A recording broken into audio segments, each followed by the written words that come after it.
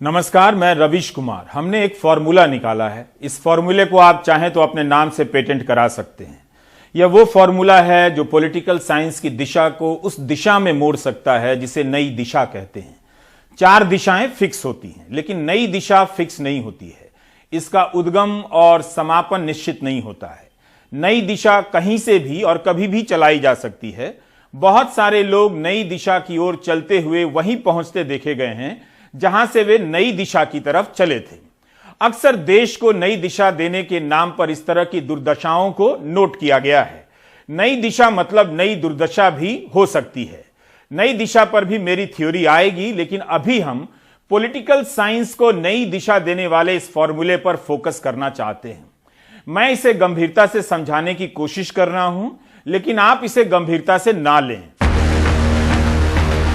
आपके स्क्रीन पर एक तरफ टोकरी है, दूसरी तरफ आदमी का भेजा है जिसे ब्रेन कहते हैं। इस वक्त दोनों का आकार एक समान है। हम दिखाने का प्रयास कर रहे हैं कि टोकरी में कौन सा मुद्दा डालने से आदमी का ब्रेन बढ़ता है और कौन सा मुद्दा डालने पर घटता है। लेकिन हमारी थ्योरी यह है कि ब्रेन का आकार घटने से आदमी की ऊर्जा कम लगती है, यानी उसकी बचत होती है। ब्रेन का आकार बढ़ने से ऊर्जा अधिक लगती है, खर्चा ज्यादा लगता है। जैसे ही आप इस टोकरी में चुनावी फंड का खेल, खारा पानी, घटिया स्कूल, घटिया कॉलेज, घटिया अस्पताल, आय में अंतर, बचत दर में कमी, पेंशन और सामाजिक सुरक्षा जैसे मुद्दों को डालते हैं, आदमी का भेजा कई तरह से सोचने के लिए सक्रिय हो जाता है, तार्किक होने लगता है, उसका भेजा फैलने लगता है, यानी ऊर्जा खर्च होने लगती है।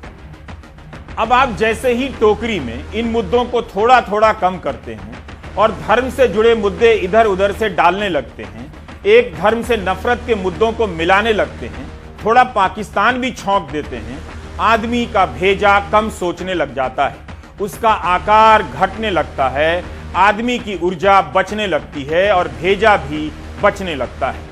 हम आपको यही दिखाना चाहते हैं कि राजनीति में धर्म के इस्तेमाल से आपको फायदा भी होता है। जैसे जैसे धर्म और उसके आधार पर नफरत का इस्तेमाल बढ़ता है, वैसे वैसे आदमी के दिमाग का इस्तेमाल कम होने लगता है, भेजा छोटा होने लगता है।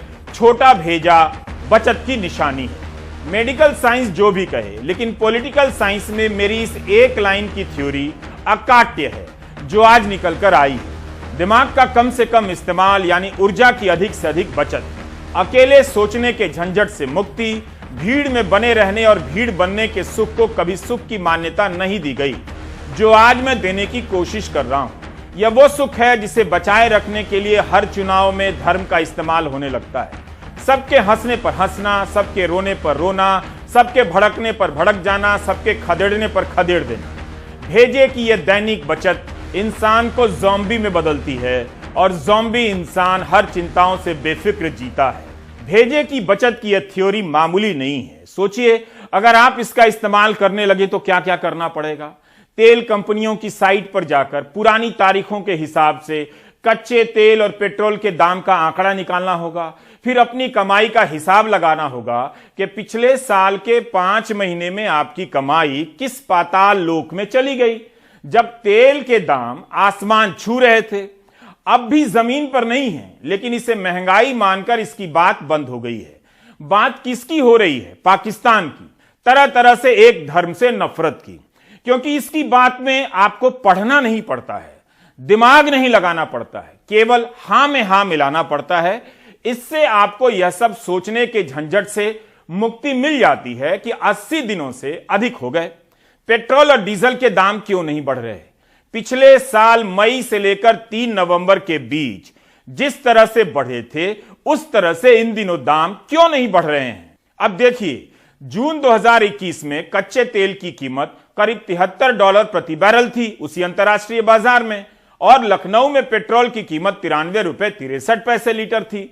अगस्त में कच्चे तेल की कीमत कम हो गई, करीब $70 प्रति बैरल। तब लखनऊ में पेट्रोल $98.92 लीटर हो गया, यानी कच्चे तेल की कीमत घटने पर भी पेट्रोल महंगा हुआ। अगर आप अपना दिमाग बचाना चाहते हैं तो बिल्कुल इसमें ना लगाएं कि जब अक्टूबर में 2021 के अक्टूबर में करीब $83 प्रति बैरल था कच्चा तेल अंतर्राष्ट्रीय बाजार में, तब लखनऊ में पेट्रोल मिला 102 रुपए 15 पैसे लीटर, और जब जनवरी 2022 में करीब $84 प्रति बैरल हुआ, यानी अक्टूबर से भी ज्यादा हो गया, तो लखनऊ में पेट्रोल 7 रुपया लीटर सस्ता हो गया। धर्मेंद्र प्रधान अब शिक्षा मंत्री हो गए हैं, लेकिन जब पेट्रोलियम मंत्री थे तब उन्होंने दाम बढ़ने के पीछे अंतर्राष्ट्रीय कारण भी बताए थे। ये सबके कारण एक अंतर्राष्ट्रीय बाजार में इस तेल के भाव में उछाल आई है। हम भी चिंतित हैं उसको कैसे ग्राहकों को थोड़ा निजात दे, राहत दे, लेकिन ये मूलतः अंतर्राष्ट्रीय बाजार के उछाल के कारण। दिसंबर 2021 से जनवरी 2022 के बीच अंतर्राष्ट्रीय बाजार में कच्चे तेल की कीमत करीब $10 प्रति बैरल बढ़ी है, लेकिन भारत में पेट्रोल के दाम में चवन्नी की वृद्धि नहीं हो रही। यह कैसे हुआ, जबकि पिछले साल जून से अगस्त के बीच अंतर्राष्ट्रीय बाजार में कच्चे तेल के दाम में $3 की कमी आई, लेकिन पेट्रोल 5 रुपया महंगा हो गया। कैसे हुआ? क्योंकि लोग सवाल पूछने के बजाय धर्म की राजनीति के नशे में चूर थे। इसकी चपेट में जो भी आता है उसका भेजा छोटा हो जाता है। सोचने से दिमाग की बचत को वो पैसे की बचत से ज्यादा महत्व देता है। ये और बात है कि 95 रुपया लीटर पेट्रोल अब भी उनकी जेब पर भारी पड़ रहा है। क्या रेट लिया? 96 रुपये कुछ पैसे है। तो 96 रुपये में लेने में कोई दिक्कत तो नहीं है? अब दिक्कत तो है, लेकिन लेना मजबूरी भी है। बाइक नहीं चलाएंगे, अगर नहीं लेंगे तो बाइक नहीं चलेगी, पानी से तो चलेगी नहीं, अब मजबूरी तो है ही है। 96 के रेट लिया है तो 96 रुपये ले रहे हैं, दिक्कत तो कोई नहीं है? दिक्कत पूरी है। पहले 70-65 लिया करते थे, आज 96 ले रहे। महंगाई बढ़ती जा रही है, दिक्कत तो पूरी है ही। अच्छा, कुछ दिन से सरकार ने जो पेट्रोल के रेट है उससे छेड़छाड़ नहीं की है, तो क्या वजह मान रहे हैं? नहीं, बिल्कुल पेट्रोल के रेटों से छेड़छाड़ करी गई है। कई बार घटाए गए, बढ़ाए गए, और फिर घटने के बाद में जो है फिर बढ़ जाएंगे। जब मार्केट में पेट्रोल हम लोगों को 112 रुपये लीटर मिल रहा था, अभी फिलहाल कच्चे तेल की कीमत 84 रुपये है, और उसके बावजूद हमें 96 रुपये मिल रहा है। तो बस हम यही उम्मीद करते हैं कि गवर्नमेंट चाहे कोई भी बने, और यही हमारी अपील है कि पेट्रोल पे प्लीज कृपया करके पैसे ना बढ़ाए जाएं। 4 नवंबर को पेट्रोल और डीजल पर उत्पाद शुल्क घटा दिया गया, तब से दाम नहीं बढ़े, लेकिन जिस स्तर पर आज दाम है, क्या वो कहीं से भी सस्ता है? स्थानीय चुनावों में कितनी शक्ति है कि अंतर्राष्ट्रीय बाजार की शक्ति कमजोर पड़ गई। लोग बात नहीं कर रहे हैं, शायद दर्द का पता नहीं चल रहा है, क्योंकि जैसे ही दर्द महसूस होता है धर्म का मुद्दा आ जाता है, भेजा छोटा हो जाता है। बहुत हुआ, हिंदू मुस्लिम होगा सिर्फ युवा। अब रोजगार की बात करो, सिर्फ रोजगार की। हिंदू मुस्लिम बंद करो। यह वीडियो सोमवार का है, पटना रेलवे स्टेशन का। ये नौजवान इसलिए यहां इस तादाद में जमा हो गए क्योंकि इन्होंने सोचना शुरू कर दिया। धर्म के नाम पर परलोक की चिंता छोड़ नौकरी के नाम पर इस लोक के दुखों के बारे में सोचने लगे। इस क्रम में इनका भेजा बड़ा होता गया, ऊर्जा की खपत बढ़ने लगी, जिसे शांत करने का एक तरीका यह भी था कि वे अपनी मांगों को लेकर प्रदर्शन करें, और इसे शांत करने का एक तरीका यह भी था जो पुलिस यहां करती दिख रही है।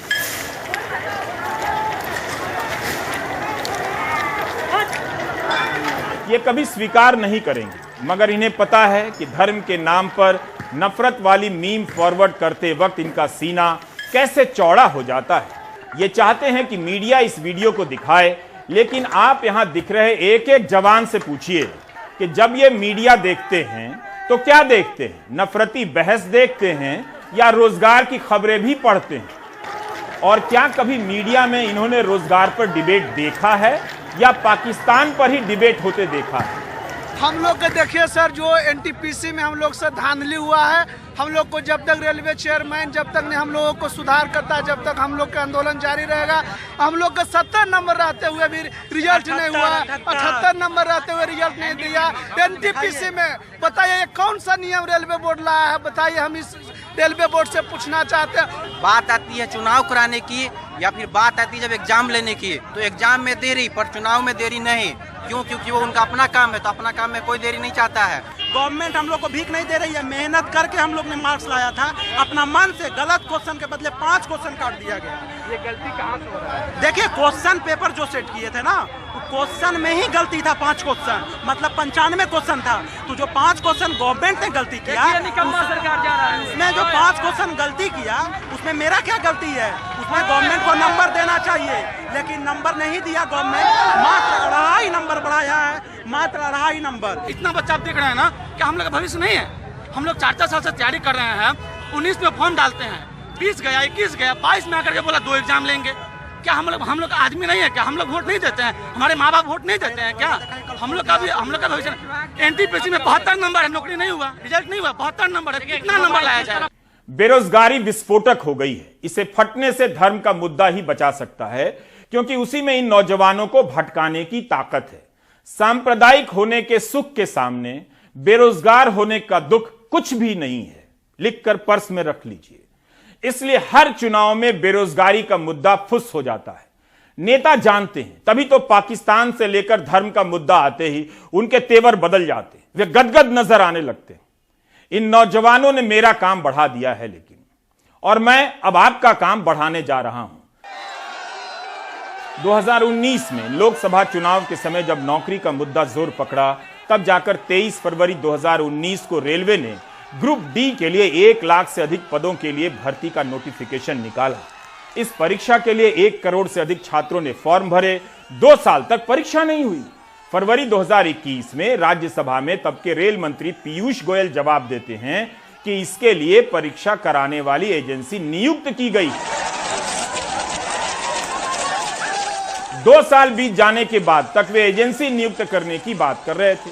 पीयूष गोयल के इस बयान के करीब 1 और साल बाद रेलवे ने इस साल 24 जनवरी को एक नोटिफिकेशन जारी किया है कि अब इसकी परीक्षा 15 और 7 मार्च को होगी, लेकिन 2 चरणों में। पटना में रेलवे की परीक्षा के ये उम्मीदवार देरी के कारण के अलावा इस बात से भी भड़क गए। उन्हें लगा कि 2 चरणों के नाम पर परीक्षा को फिर से लटकाने की कोशिश हो रही है। 3 साल इंतजार करवाने के बाद हमें ये बताया जाता है कि आपका CBT 2 भी होगा। बताओ ये कौन सी मानसिकता है? हम 3-3 साल इस वैकेंसी का इंतजार कर रहे हैं। 3-3 साल वैकेंसी होने के बाद हमें ये बताई जा रही है कि आपका CBT 2 होगा, तो और वो भी एग्जाम से 1 महीने पहले। हमने इसमें क्या नहीं देखा, हमने इस वैकेंसी के लिए क्या नहीं करा। परिवार के ताने सुने, 10-10 बार ट्विटर कैंपेनिंग करी है, और उसके बाद हमें ये बताया जाता है कि भाई आपका CBT 2 होगा, बस और कुछ नहीं है। ये वैकेंसी 2024 तक ले जाने का एक फॉर्मूला है और कुछ नहीं है। माननीय रेल मंत्री महोदय, आपसे विनम्र निवेदन है कि जो रेलवे ने अपनी दोषपूर्ण नीतियों के चलते CBT 2 का आयोजन कर दिया 10th लेवल ग्रुप डी के एग्जाम में, वो हमारी समझ से परे है। आखिर क्यों लेवल 1 के एग्जाम में CBT 2 का आयोजन रखा गया है? इससे सिर्फ कुछ फायदा नहीं होने वाला है, इससे सिर्फ विद्यार्थियों का समय बर्बाद होगा। आखिर 3 साल हो चुके हैं, वैकेंसी निकले, उसके 3 साल हमारे बर्बाद हो गए। आखिर रेलवे मंत्रालय क्यों चाहता है कि 2 साल और बर्बाद हो? 19 से तैयारी कर रहे रेलवे की, 3 साल हो गए, अभी तक कुछ नहीं, और 2 साल और करे। यदि CBT 2 हुआ तो पता नहीं कब तक ज्वाइनिंग होगी। वर्कशॉप यूनिवर्सिटी पर जब आप NRI अंकिलों और रिटायर्ड अंकिलों से पूछेंगे तो यही कहेंगे कि सरकार सबको नौकरी नहीं दे सकती है, ये नकारे नौजवान हैं। जबकि हम यहां पर बात कर रहे हैं सरकार ने जितना कहा है अब तक उतनी नौकरी क्यों नहीं दी है। कोरोना के समय ही इस देश में अनेक परीक्षाएं हुई हैं और पूरी हुई हैं। फॉर्म भरकर ये नौजवान 3 साल से घर बैठे हैं। ग्रुप डी और NTPC की परीक्षा को लेकर बिहार में पटना के अलावा कई शहरों में भी प्रदर्शन हुए हैं। यह बक्सर का वीडियो है, जहां बड़ी संख्या में नौजवानों ने रेलवे लाइन पर जाम लगा दिया। नालंदा से भी इसी तरह की खबर है। यह वीडियो प्रयागराज का है, जहां बड़ी संख्या में रेलवे की परीक्षा देने वालों ने प्रदर्शन किया। इस परीक्षा में यूपी से भी लाखों की संख्या में छात्र बैठते हैं। क्या यूपी चुनाव के कारण 15 और 17 मार्च का डेट निकला है? 2019 में लोकसभा चुनाव था तो फॉर्म भरने का डेट आया। 2021 में चुनाव है तो परीक्षा का डेट निकला है। क्या सरकार तारीखों के जरिए इन नौजवानों से मजाक कर रही है? बिल्कुल सीधी सी 2 मांगे हैं केंद्र सरकार से, जिसके लिए हमने रेल मंत्री जी को पत्र भी लिखा कि NTPC के CBT 1 के परिणाम में 20 गुना रोल नंबर्स नहीं, 20 गुना यूनिक कैंडिडेट्स का सिलेक्शन किया जाए और उनको CBT 2 में बैठने का अवसर मिले, और ग्रुप डी की परीक्षा में CBT 2 को इंट्रोड्यूस करके भर्ती प्रक्रिया को और लंबा ना किया जाए। इन मांगों पर तो कोई उत्तर नहीं मिला, लेकिन सरकार ने रेलवे के जरिए नोटिस जारी करके प्रदर्शनकारियों को ही धमकी दे दिया। मेरा बस इतना कहना है कि प्रदर्शन के नाम पे अगर कोई हिंसा करता है तो आप बेशक उन पे कार्रवाई करिए, लेकिन पूरे प्रदर्शन को हिंसक बताकर सरकार के पास ये कोई अधिकार नहीं है कि बेरोजगार युवाओं के विरोध करने के लोकतांत्रिक अधिकार को छीन ले। बेरोजगार युवा आपसे नौकरी के अवसर मांग रहे हैं प्रधानमंत्री जी, धमकियां नहीं मांग रहे हैं। इन प्रश्नों के बारे में बात करना, दिमाग का अधिक से अधिक इस्तेमाल करना है। जो दर्शक अभी अभी जुड़े हैं उनके लिए हम फिर से यह एनिमेशन दिखा रहे हैं कि किस तरह जनता के मुद्दों पर विचार करने से, बहस करने से ऊर्जा की खपत बढ़ जाती है और भेजे का आकार बढ़ने लगता है। जितना ज्यादा सोचेंगे उतना ज्यादा भेजा बढ़ेगा, उतनी अधिक ऊर्जा लगेगी, उतनी अधिक परेशानी होगी और नींद कम आएगी। ध्यान रहे, आपकी ऊर्जा सीमित है, ज्यादा खर्च करेंगे तो सूख के लकड़ी हो जाएंगे।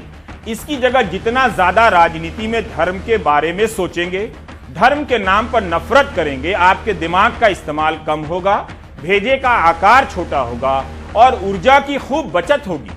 आप फूल के थुलथुल हो जाएंगे। कोरोना से दूसरी बार नेगेटिव होते ही मेरे अंदर यह पॉजिटिव बदलाव आया है, तभी यह थ्योरी निकलकर आई है। क्योंकि आप देखेंगे कि एक वादे या दावे का पता करने में कितनी मेहनत लग जाती है। सुबह से टाइप किए जा रहा हूं, जबकि आज भी कई नेताओं ने ऊट पटांग बयान दिए हैं, कई नेता खदेड़े गए हैं, कुछ दूसरी पार्टी में चले गए हैं। इन सब पर प्रोग्राम करने में 5 मिनट भी नहीं लगता, 5 मिनट भी नहीं, और 5 रुपया भी नहीं, और लाखों लोग देखने भी आ जाते हैं, क्योंकि दर्शक को सनसनी चाहिए। गनीमत है कि प्राइम टाइम के दर्शक इस भीड़ से अलग हैं, लेकिन जिस तरह के वीडियो देखने और फॉरवर्ड करने का जो माहौल है, उससे आप खुद को कितना बचा लेंगे। 23 जनवरी नेताजी का जन्मदिन है, कम से कम इस दिन जो कहा जाए उस पर कायम रहना चाहिए। तो 23 जनवरी 2019 को तब के रेल मंत्री पीयूष गोयल के दफ्तर से कुछ ट्वीट हुए, पहले उसे देखते हैं। पीयूष गोयल लिखते हैं कि पिछले वर्ष हमने 1.5 लाख लोगों को नौकरी देने का अवसर प्रदान किया था। अगले 2 वर्षों में सेवानिवृत्ति से होने वाली वैकेंसी और अन्य स्थानों के लिए कुल मिलाकर 4 लाख लोगों को नौकरी का अवसर रेलवे देने जा रहा है। तो एक प्रकार से 4 लाख नई नौकरियां रेलवे अकेले देने जा रहा है।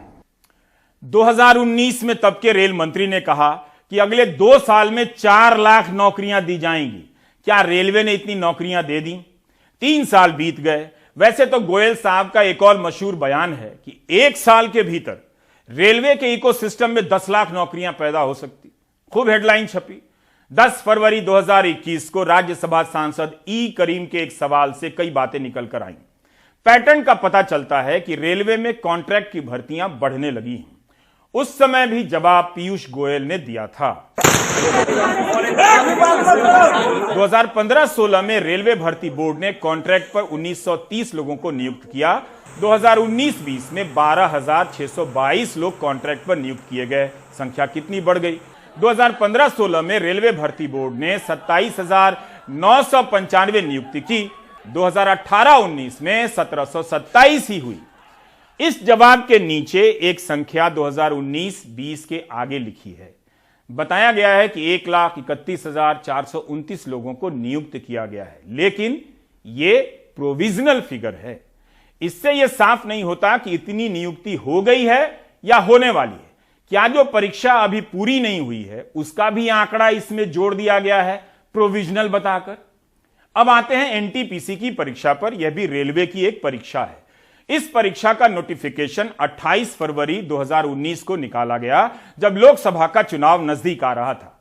1.25 करोड़ से अधिक उम्मीदवारों ने फॉर्म भरे। आज तक इसकी प्रक्रिया पूरी नहीं हुई है, ना ही नियुक्ति पत्र मिला है। मार्च अप्रैल 2019 में फॉर्म भरकर परीक्षा का इंतजार करते करते जब सितंबर 2020 आ गया, तब इस परीक्षा के उम्मीदवार थाली बजाने लगे। इनके आंदोलन के कारण रेलवे बोर्ड ने कहा दिसंबर 2020 में परीक्षा होगी। 35,277 पदों के लिए परीक्षा की एक प्रक्रिया पूरी हो चुकी है। इसी साल जनवरी के दूसरे हफ्ते में इसका रिजल्ट निकला। अब उम्मीदवारों का दावा है कि जो रिजल्ट निकला है वो भर्ती की संख्या से 20 गुना ज्यादा होना चाहिए। रेलवे बोर्ड का कहना है और अखबारों में छपा है कि 20 गुना ही है, उम्मीदवार कहते हैं कि एक ही छात्र का नाम दो दो पदों के लिए है, इससे बाकी उम्मीदवार पीछे रह गए हैं। इस तरह की तकनीकी समस्याएं हैं जिसके बारे में आपका एंकर बहुत स्पष्ट नहीं है, ना योग्यता रखता है। रेलवे बोर्ड को ही साफ करना चाहिए, लेकिन देरी होने से छात्रों की आशंकाएं बढ़ रही हैं कि कहीं इस परीक्षा को लटकाने के लिए विवाद तो पैदा नहीं किए जा रहे। इन्होंने कहा था कि 20 गुना लड़के हम बुलाएंगे CBT 2 के लिए CBT 1 से, और इन्होंने इसका क्लैरिफिकेशन कुछ भी बताया नहीं था नोटिफिकेशन में कि हम एक ही लड़कों को अलग अलग लेवल में सेलेक्ट कर लेंगे, एक ही लड़के एक लेवल से ज़्यादा में सेलेक्ट हो सकता है। इनका क्लैरिफिकेशन इनको नोटिफिकेशन में देना चाहिए था, जो इन्होंने दिया नहीं। 71 पन्ने के नोटिफिकेशन में 7 लाइन भी काम का नहीं है। रेलवे ने क्या किया है कि अगर उनके पास NTPC में जो 35,000 पद हैं, अगर वो 5 या 6 विभागों में हैं अगर 35,000, तो उन्होंने क्या किया कि हर विभाग के 20 गुना कैंडिडेट्स को सेलेक्ट किया है। तो ऐसा आप समझ लो कि कोई एक कैंडिडेट ऐसा है जिसके बहुत ज्यादा नंबर हैं, तो वो क्या है हर पद की लिस्ट में सेलेक्ट हो गया है, जिससे जो यूनिक बच्चे हैं जिनका सिलेक्शन हुआ है वो कम होके 3 लाख हैं। लेकिन वाकई में अगर आप देखोगे हर लिस्ट में टोटल कितने लोग सिलेक्ट हुए तो उसका टोटल करने पे आपको 7 लाख जरूर मिलेगा। तो बच्चों का सीधा सा ये कहना है कि यार ये 7 लाख यूनिक बच्चे होने चाहिए 20 गुना, ना कि एक ही रोल नंबर आपकी 4 लिस्ट में अगर आया हुआ है तो उसको आप 4 बार काउंट करेंगे। मूल बात यह है कि जनवरी 2019 में रेलवे ने ग्रुप डी और NTPC के करीब 1.5 लाख पदों की भर्ती निकाली, तो वो भर्ती आज तक पूरी क्यों नहीं हुई? अब आते हैं फीस के सवाल पर। रेलवे ने कहा कि जनरल उम्मीदवारों से 500 रुपए की फीस ली गई है उस वक्त, उसमें से 400 रुपए लौटा देंगे। क्या सभी के पैसे लौटाए गए? तृणमूल कांग्रेस के सांसद शांतनु सेन ने राज्यसभा में इसे लेकर एक सवाल किया है। इसका भी जवाब रेल मंत्री रहते हुए पीयूष गोयल ने 18 सितंबर 2020 को दिया है। अब तो रेल मंत्री बदल गए हैं, लेकिन उस समय गोयल साहब ही थे। शांतनु सेन ने 2018 की भर्ती परीक्षाओं को लेकर सवाल किया कि कितने छात्रों ने अप्लाई किया और कितनों का पैसा वापस किया गया है।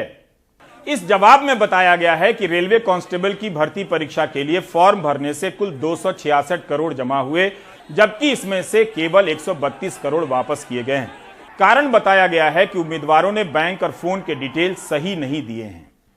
हम नहीं जानते कि रेलवे के पास इस तरह का कितना पैसा बचा है। क्या NTPC की भर्ती के समय उम्मीदवारों से लिए गए पैसे सभी को वापस कर दिए गए? आइए अब फ्लैशबैक में चलते हैं। फ्लैशबैक 2018 और 2019 का साल था। लोकसभा चुनावों के कारण हेडलाइनों से सपनों का धुआं निकल रहा था। नौजवानों को गहरी नींद में सुलाने के लिए सपनों की जरूरत थी। दुनिया के सबसे बड़े इम्तिहान से लेकर नौकरियों की अलग अलग संख्या से सजी धजी हरी भरी हेडलाइनों से युवाओं को एक ड्रीम सीक्वेंस दिया गया। ड्रीम सीक्वेंस, भर्ती निकली है, रिजल्ट आ गया है, नौकरी मिल गई है, मम्मी पापा मिठाई बांट रहे हैं, बरतुहार दौड़ लगा रहे हैं। दिन में रात की रानी की तरह छप कर आए इन नंबरों के सामने युवाओं को होश ही नहीं रहा कि ये वादे 2 नंबरी भी हो सकते हैं। 3 साल इंतजार में निकल गए। बलबीर सिंह रंग की एक शानदार कविता है, जमाना आ गया रुसवाइयों तक तुम नहीं आए, जवानी आ गई तन्हाइयों तक तुम नहीं आए, किसी को देखते ही आपका आभास होता है, निगाहें आ गई परछाइयों तक तुम नहीं आए, समापन हो गया नभ में सितारों की सभाओं का, उदासी आ गई अंगड़ाइयों तक तुम नहीं आए। कितने शानदार कवि रहे होंगे बलबीर सिंह रंग। 2 साल भर्ती के आने के इंतजार में, 3 साल परीक्षा होने के इंतजार में। देश के नौजवानों की कहानी खत्म हो चुकी है। इनके पास 20 साल बाद याद करने लायक अगर कुछ बचेगा तो केवल नफरत की राजनीति से इनका सीना चौड़ा होगा। इसी के किस्से इन्हें आगे चलकर खंडहर होते सपनों में इन्हें बचा कर रखेंगे, जहां ये नौकरी नौकरी पुकार रहे होंगे और जुबान से नफरत नफरत निकल रही होगी। आज मतदान दिवस है। वोट देने की जागरूकता केवल बटन दबाने की तत्परता तक सीमित नहीं होनी चाहिए। क्यों और किसे दे रहे हैं इस पर मेहनत कीजिए। दिक्कत है अगर युवा जागरूक हो जाएं तो उन्हें सवाल पूछने के लिए बहुत पढ़ना पड़ेगा। उन सवालों का जवाब भी नहीं मिलेगा तो और सवाल पूछेंगे, फिर उनकी ऊर्जा खर्च होने लगेगी और भेजा बड़ा होने लगेगा, भेजा शोर करने लगेगा। मेरी आज की यह थ्योरी यही है कि धर्म की नफरती राजनीति ने देश को बेरोजगारी के संकट से बचाया है, वरना ये नौजवान जागकर रोजगार मांग रहे होते। आप भारत के नौजवानों को मत जगाइए। वे जाग तो जाएंगे, लेकिन बेरोजगारी का दर्द बर्दाश्त नहीं कर पाएंगे। कई साल से कई राज्यों में परीक्षा के लिए लड़कर इस देश के नौजवान एक ईमानदार परीक्षा व्यवस्था कहीं हासिल नहीं कर सके। यह उनकी शक्ति है और यह उनकी उपलब्धि है। आप उनकी इन उपलब्धियों से ईर्ष्या मत कीजिए। ब्रेक ले लीजिए।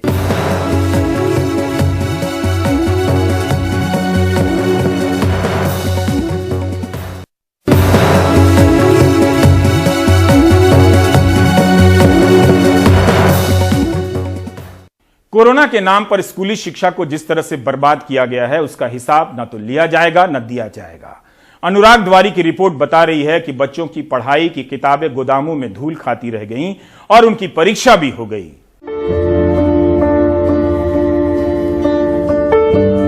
पढ़ के बता सकते हो क्या लिखा है? नहीं पढ़ते हैं। कुछ भी पढ़ सकते हो उसमें से? आपने बहुत सारे इसमें आंसर्स लिखे हैं। नहीं आते पढ़ते। पा। हाँ। ना। ना। ठीक है। उत्तर पुस्तिकाएं आपको मिली थी, आपने कहाँ से ये पढ़ाई किया था और किस तरह से आपने इस उत्तर पुस्तिकाएं भरी है? ये हमने मोबाइल में से।